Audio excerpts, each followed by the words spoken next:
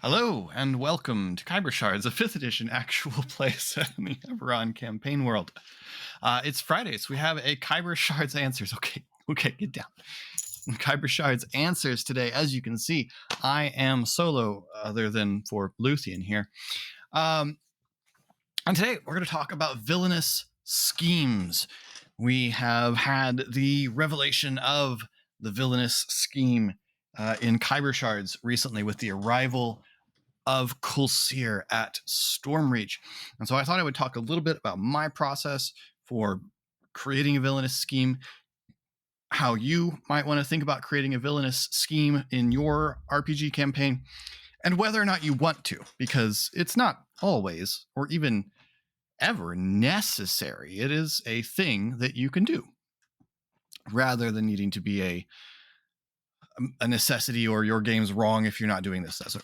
So let's start with what is a villainous scheme, and then we'll talk about whether it's for your game, and then a few pieces of advice. For what I'm saying, a villainous scheme is basically just a step-by-step process that your villain intends to go through in order to win. So your villain is trying to overthrow the kingdom. What are the steps the villain will go through in order to achieve that? You don't necessarily have to have every step. Mostly what you want are the steps that are likely to interfere with the lives of the player characters. That's really what you need. If you want to plan out the whole thing because you enjoy creating NPCs on that level, then great, go for it. But really just in plans. You don't necessarily need the specific timeline of how long each would take, although something vague might be a good point. You could even plot the schedule out according to levels. It doesn't have to be, it will take this many weeks to achieve this. It can be, all right, when the player characters get to about this level, I want this stage of the villain's plan to go active. And then when they get to this level, I want this stage of the villain's plan to go active. You don't have to think about this in terms of realism, because this document is just for you. So it really can be whatever form is useful to you. There are games that build this into the system. If you've ever played Dungeon World, their fronts system is essentially this idea. And so that's a place you can look at for a format, a template, if you want to borrow the idea.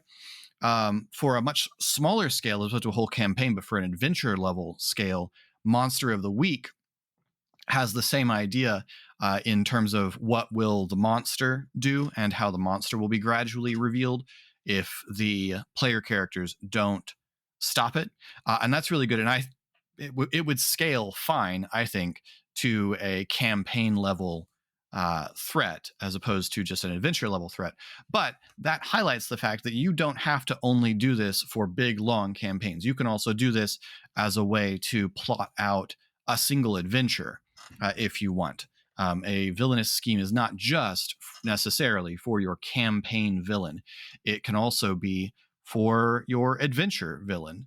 Or if you have an episodic campaign, it can be for this episode's villain. You don't have to have a grand world-threatening Apocalypse or Magneto or Doctor Doom kind of villain for these purposes. So that's what I'm defining as a villainous plot. It's essentially a schedule of the steps that your villain is going to take in order to achieve their goals. The next thing to ask yourself is, do I even need this? If you want to do this, even if you don't need it, sure, go for it. It's a little fun creative writing exercise. But do you need it? Well, there's a few questions you could ask to sort of say, do I need this? Do you want your villain to seem both active and logical? And I mean active throughout the story, not just active in the moments where the player characters encounter and battle them.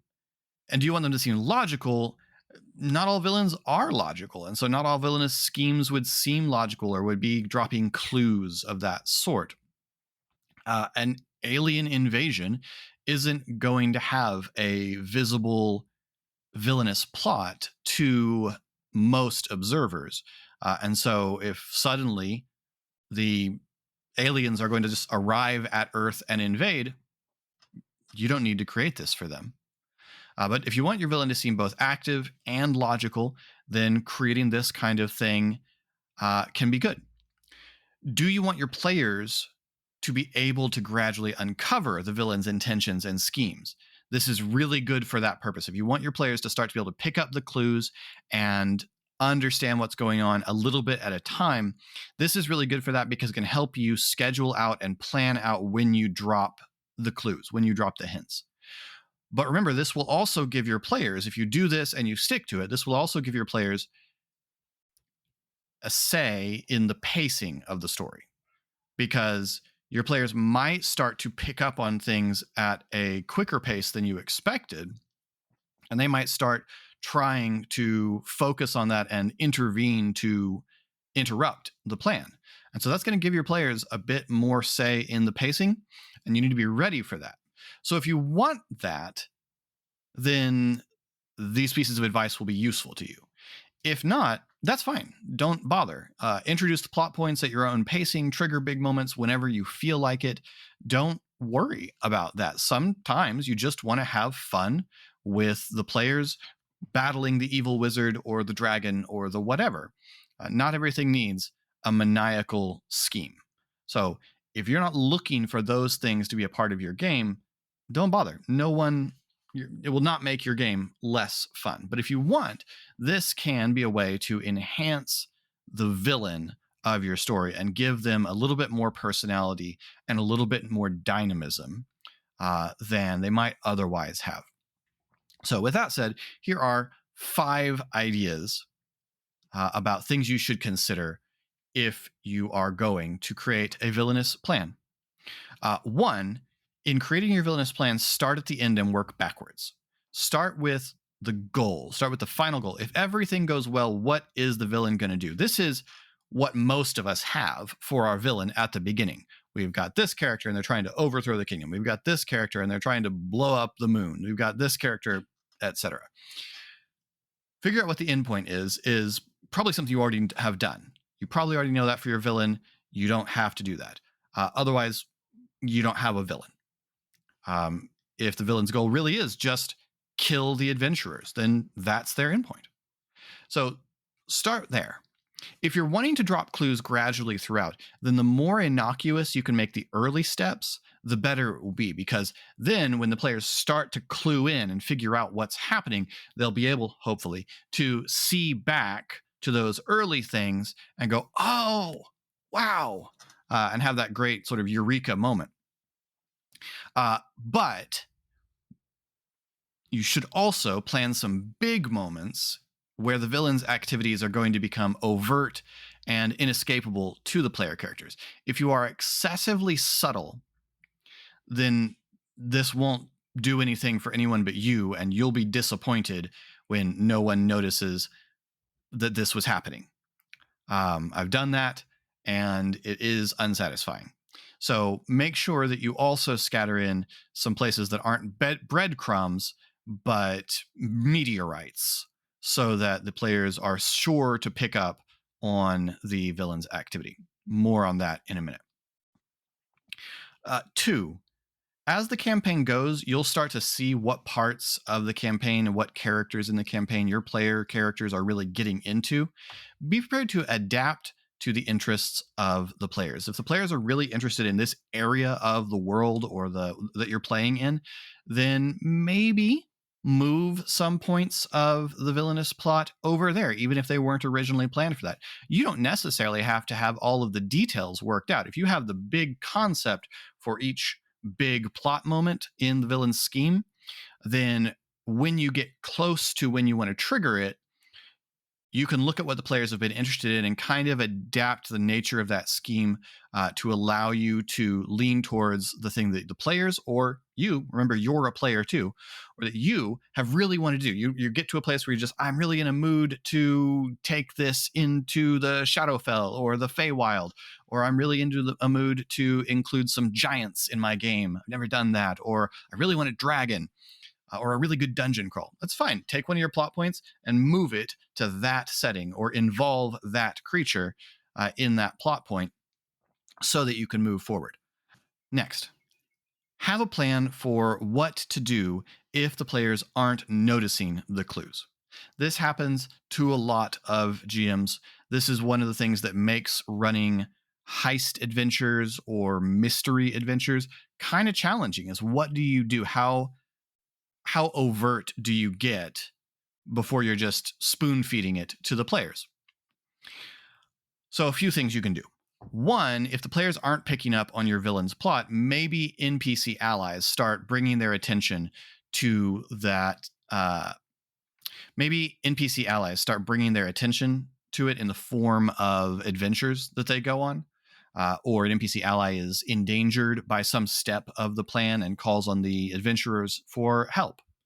You can also have the villain leave calling cards that don't make any sense as explaining anything else that's happening in the campaign, so that when the bigger moments appear and that symbol or phrase or whatever is used, the players go, the thing that we found at every other site along this way, and they start to clue in. And then that can be very helpful because it will then cause them to associate those past things with the villain, which might help them, or might help you communicate things about the plot to them and allow them to take action.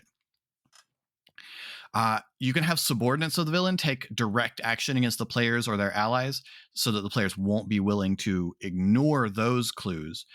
And then those subordinates can make reference to the big villain, or might be captured and interrogated for information, or having been killed, might discover that they all have the same tattoo that's got the mark from the calling cards that you've been leaving behind. And then, of course, you can always have things get personal. Have some step of the villain's plot endanger someone the characters care about deeply. That is a sure way to get your players very interested very quickly. 4, be ready to adapt to player character intervention. How would your villain react if the adventurers start meddling in their schemes?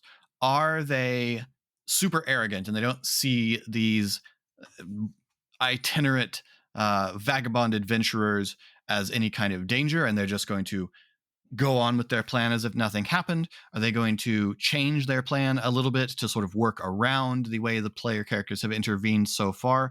Are they outraged that these adventurers would meddle, and so they send minions to kill the adventurers? Are they convinced of their righteousness, and so they communicate to the player characters in order to win them over and recruit them to their cause? Think about how your villain is going to react, and that will help you be ready to react to their intervention, because the player characters will inevitably break some piece of your villainous scheme, and you should be ready to think about how your villain will react when they do. And 5, consider what might happen if the villain's plan succeeds. If you're going to set this in motion and you're going to stick to it, then there is the possibility that you, as the villain, win. At which point you need to decide what happens to the world, what might happen to the player characters, and does the campaign end there? That can be a very unsatisfying way to end a campaign, unless your player characters found the story to be fascinating enough that they don't mind that they lost. Or does the story continue with a resistance movement from the player characters? All of these are options, but you should probably think about what will the world be like in the event that the villain wins, so that in that, probably in D&D, unlikely event, you aren't just at a loss and you don't just go, well, campaign over. So those are my 5 points for how to make use of a villainous plot and how to plan yours out.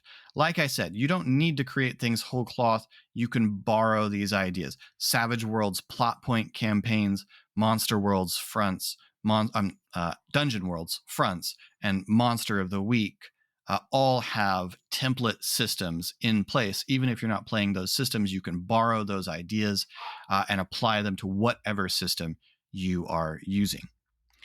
Thank you all so much. I hope this was helpful and useful. Let me know how you plan out your villainous schemes, if you do, in the comments below. In the description, you'll find links to all of our social media, including to our Discord. New episodes of Khyber Shards drop on Mondays and new Khyber Shards answers on Fridays. And until next time, thanks for rolling with us.